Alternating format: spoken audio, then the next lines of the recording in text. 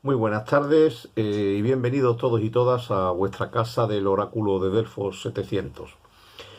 Hoy voy a proponer una reflexión muy breve, muy cortita, quizás un formato más pequeño del que habitualmente estamos acostumbrados en este canal, porque este vídeo es prácticamente una presentación de otro que voy a hacer un poco más adelante y en el que ya sí me detendré un pelín más a fondo, siempre sin salirme de, bueno, de las normas que nos ponemos de tiempo, ¿no? Y del formato de tiempo y del estilo de este canal. Ya sabéis los que nos lleváis siguiendo un tiempo que ha habido veces que hemos preferido volver a ciertos temas más adelante que hacer charlas de una hora o que se puedan hacer muy pesadas. Sobre todo pensando que el origen de este canal fue destinado a gente joven y a alumnos y bueno, esta gente tampoco te aguantan demasiado tiempo en un canal de filosofía, ¿no? O de psicología, ¿no? Y es verdad que al final se nos han incorporado mucha gente adulta, cosa que a mí me encanta y yo lo celebro y lo agradezco mucho y lo recibo con muchísima satisfacción, pero tampoco puedo perder de vista que en el canal pues, se utiliza muchas veces también como material complementario de las clases y por eso no quiero traicionar el origen de los vídeos cortos. El de hoy se va a llamar Psicología y Espiritualidad, las fronteras. Digo que lo voy a hacer muy breve porque este es un tema que si nos ponemos a desmenuzarlo, a profundizar, a debatirlo a fondo, tendría tantísimas ramificaciones y tantísimas consecuencias y sobre todo tantísimo debate que posiblemente no lo cerráramos nunca, ¿no? O sería de ese tipo de temas que por efecto dominó van enganchándose a otros y a otros y a otros y de fondo habría también, entiendo yo, una epistemología o una filosofía de lo psicológico y de lo espiritual que podría dar razón del debate de fondo, ¿no? Que lo he situado en lo que va detrás de los dos puntos, ¿no? Las fronteras. Si decimos las fronteras es porque estamos dando por hecho que existen, ¿no? Es decir, que no podemos hablar de psicología y de espiritualidad como la misma cosa. Pero si van en el mismo vídeo y van en el mismo título es porque ya estamos dando por sentado que sí creemos que tienen parecidos y desde luego zonas de intersección, ¿no? Y zonas comunes, tienen espacios comunes, no cabe duda. Por ejemplo, yo cada vez que me he mencionado en este canal la palabra espiritualidad siempre la he entendido como la búsqueda de lo que uno es, de la propia interioridad. Y también como la búsqueda de lo que trasciende los contenidos de nuestra propia mente. Ahí sí reconozco que esto se lo tomo prestado tanto a las filosofías orientales como a la psicología transpersonal, de los cuales, bueno, pues me he dejado influir en este aspecto y lo hago además con conciencia plena porque estoy convencido de ello, de que aquello a lo que llamamos yo, ese sujeto que se llama a sí mismo yo, no puede ser ninguna cosa que podamos percibir o pensar, porque si lo podemos percibir o pensar, eso ya es objeto. Lo que yo percibo es el objeto de mi percepción y lo que yo pienso es el objeto de mi pensamiento, pero el yo por definición es sujeto. Luego, todo aquello que sea contenido de mi mente no puedo ser yo, sino que es objeto del yo. El yo es el sujeto que es consciente de todos esos objetos y de todos esos contenidos. En este sentido, cuando hablamos de trascender los contenidos de la mente o trascender mis condicionamientos mentales, estamos hablando de espiritualidad, como yo la entiendo, ¿no? Ese camino de interiorización, de búsqueda interior de aquello que está cuando rompemos los condicionamientos de la mente, la identificación con la mente y la confusión del yo con los contenidos de mi mente.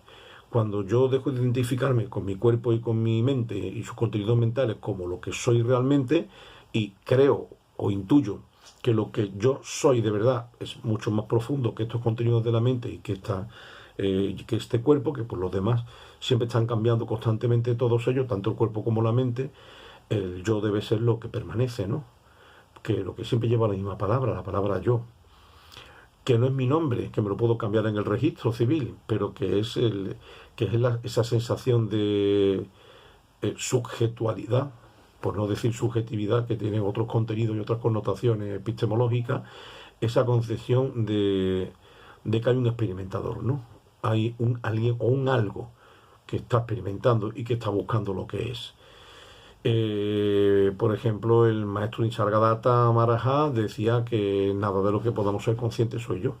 En el momento en que soy consciente de algo, ese algo ya no soy yo. Porque yo soy el que se da cuenta del algo, por tanto no es el algo.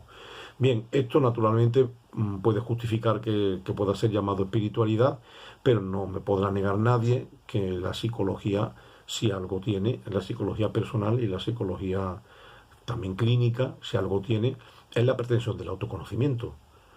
Naturalmente, es decir, cuando uno acude a la psicología, es que hasta etimológicamente es tratado de la psique, tratado de la mente.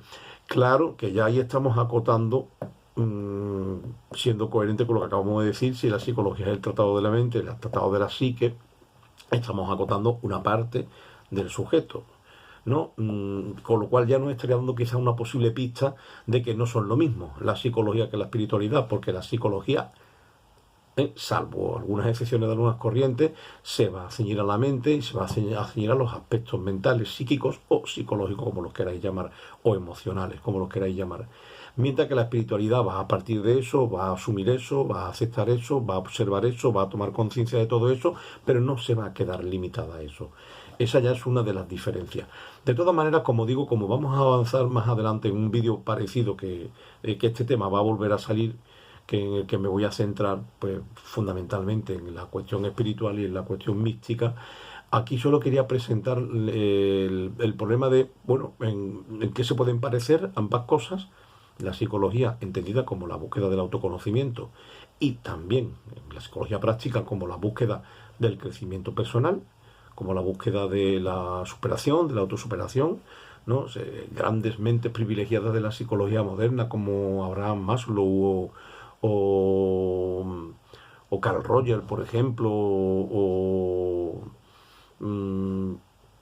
bueno, Philip Peirce, por ejemplo, estoy nombrando algunos que a mí me han gustado mucho, William James, ¿no? Son grandes nombres y en todos esos casos la psicología no se va a entender solo como una búsqueda autorreferencial de autoconocimiento, valga la redundancia, sino también de crecimiento personal, ¿no? Y de intentar desarrollar lo que verdaderamente somos. Eso tiene naturalmente mucho en común también con la espiritualidad, aunque no coincidan por lo que decíamos antes de que la espiritualidad va a intentar, no va a negar lo que somos, no va a negar nunca el cuerpo, ni va a negar la mente, pero sí va a intentar no limitarse a ello, no, o sea, intentar trascenderlo. Por tanto, ahí podríamos un poco situar la frontera entre esas dos dimensiones de la vida humana y del ser humano que por una parte son tan parecidas y por otra parte son distintas y tan distintas, ¿no? La frontera podría ir por ahí. Desde el punto de vista de la palabra, pues no confundir, como durante muchos siglos se ha confundido la palabra mente o psique con la palabra espíritu, ¿no? O ánima. Bien, aquí es verdad que nos podemos perder en debates interminables porque, claro, desde una perspectiva cientificista o mecanicista o fisicalista, bueno, esto no tiene ningún interés. Empezando porque niegan la mayor, se niegan palabras como ánima o como espíritu, por supuesto se niegan palabras o dimensiones como lo que yo estoy llamando espiritualidad, que no religión, porque yo eso sí, es una cosa que lo he mantenido siempre, también en estos vídeos, y volveremos también a ello, la distinción clarísima y radical entre espiritualidad y religión, que no son en absoluto lo mismo. A veces pueden coincidir, pero muchas veces no van a coincidir y en algunas pueden incluso disentir.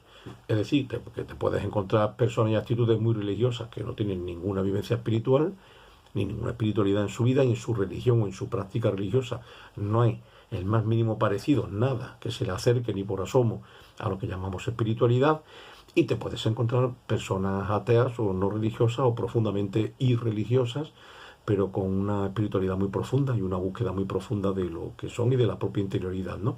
Por tanto, eso sí lo dejo claro, que cuando hablamos de espiritualidad no estamos hablando de ningún tipo de teología, ni de corpus dogmático, ni de conjunto de creencias que hay que asumir, no. Esto siempre es una práctica, siempre es una búsqueda.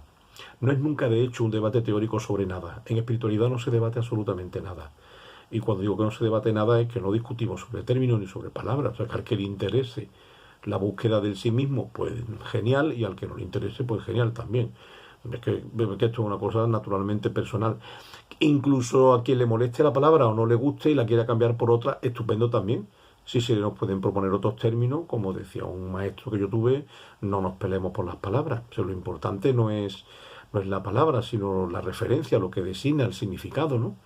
Siguiendo ese viejo dicho zen, cuando el sabio señala a la luna, el tonto se queda mirando el dedo. pues bueno, seamos necios de discutir por el significante, lo importante es el significado. Hay palabras que es verdad que provocan en nosotros ciertos prejuicios o ciertos rechazos, porque, bueno, pues están ligadas a muchas experiencias que a lo mejor hemos podido vivir como negativas o entender como negativas, y es verdad que eso puede hacer que muchas veces se turbe nuestra vista o se nuble un poco nuestra visión de las cosas, porque no podemos evitar tener prejuicio, no podemos evitar tener nuestras propias valoraciones sobre las cosas. Pero en cualquier caso, si no tenemos esos prejuicios, pues la invitación a buscar lo que somos, ya sea desde la dimensión psíquico o psicoemocional, o ya sea desde una dimensión que trascienda la identificación con nuestra mente y su contenido, es algo que yo creo que es realmente importante y crucial, y de hecho creo que, bueno, que el destino de nuestro ser y de nuestra vida se juega ahí. Cuando hablamos del sentido de la vida, no estamos hablando de un planteamiento teórico, naturalmente, por mucho que haya habido una corriente como la corriente del existencialismo en filosofía occidental en el siglo XX, que haya hablado mucho de eso y que se haya centrado mucho en eso. Pero lo que nos interesa no son los debates teóricos, lo que nos interesa naturalmente, como seres vivos que somos, es nosotros encontrar nuestro propio sentido. Ahí habrá personas que su camino sea el camino psicológico, y sea el camino pues de la sanación y de la curación de heridas, sin las cuales, como dicen muchos grandes autores, es muy difícil darle el paso a lo que yo estoy llamando espiritualidad. Es decir, que aquí, bueno, pues es recomendable no buscar atajos. Yo sé de gente que muchas veces, pues, una persona porque tenía un problema de droga o tenía un problema emocional importante, pues, lo mandaban a un retiro espiritual o lo mandaban a un retiro religioso, como si eso fuese la panacea. Yo eso siempre lo he visto un poco, bueno, iba a decir ridículo, tampoco quiero molestar a nadie, pero en todo caso equivocado, no es un camino equivocado. Eso es buscar atajos. O sea, si hay heridas psicológicas y si hay carencias ahí, si hay problemas efectivos, hay que empezar por arreglar eso. Es decir, si el problema está en los cimientos de la casa, no tiene sentido que queramos ir al tejado porque la casa se nos puede caer si fallan los cimientos. Entonces, bueno, no hay que saltarse nada, no hay que puentear nada y hay que empezar a trabajar por la dimensión psicológica siempre y cuando sea necesario, ¿no? Pero no hay por qué limitarse a ella. Quien así lo vea, pues que se limita al aspecto únicamente psicoemocional, pero quien quiera traspasar esa frontera de la identificación con la mente y su contenido, pues siempre puede estar invitado a una búsqueda que ya va a ser mucho más silenciosa, más profunda y más trascendente. Bueno, aquí lo dejo, dije que iba a ser muy corto y ya ha sido como siempre más largo de lo debido, tengo este problema de incontinencia verbal, espero no haberos dado mucho la tabarra, si os gusta ya sabéis que podéis ayudar a este canal dándole a me gusta o compartiéndolo con vuestros amigos. Muchas gracias como siempre en cualquier caso por estar ahí, un abrazo muy fuerte y hasta el próximo vídeo.